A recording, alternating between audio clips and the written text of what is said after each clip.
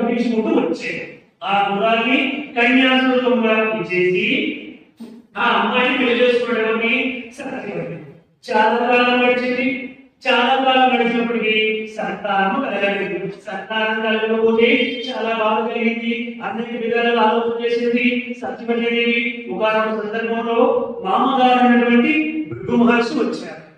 కోడలు మామగారికి చాలా భక్తితో వినయ విజయులతో సేవ చేసింది. కోడలు మామగారికి అత్తగారికి సేవ చేస్తే పూర్వజన్మలో తెలిసి తెలియక ఏమైనా చిన్న చిన్న పొరపాట్లు ఉంటే ఆ పాపం అంతా కూడా ప్రక్షాళన అయిపోతుందని శాస్త్రాలు చెబుతున్నాయి. అందుకోసం సేవ చేయాలి. మనం ఏం చేసినా ఇదంతా మనకి లాభం అంటే వాళ్ళకేదో లాభం కాదు. మనం వాళ్ళు ఆడే చిన్న చిన్న పొరపాటు మాటల్ని చిన్న చిన్న అవలక్షణాన్ని దృష్టిలో పెట్టుకోకూడదు. మనకి పుణ్యము. మనం కోపం పడితే వ్యగ్రత చూపిస్తే వాళ్ళకి సేవ చేయకపోతే నష్టం కూడా మనకి. చేయకపోతే నష్టము మనకే, చేస్తే లాభము మనకే. మనం చేస్తుంది మన కోసం, వాళ్ళని ఉపయోగించడానికి కాదు. మనకి పుణ్యం వస్తాయి, మనకి భగవంతుని అనుగ్రహం వస్తాయి. మనకి భగవంతుని అనుగ్రహం వస్తే మన పిల్లలు బాగుంటారు, మనం బాగుంటాం.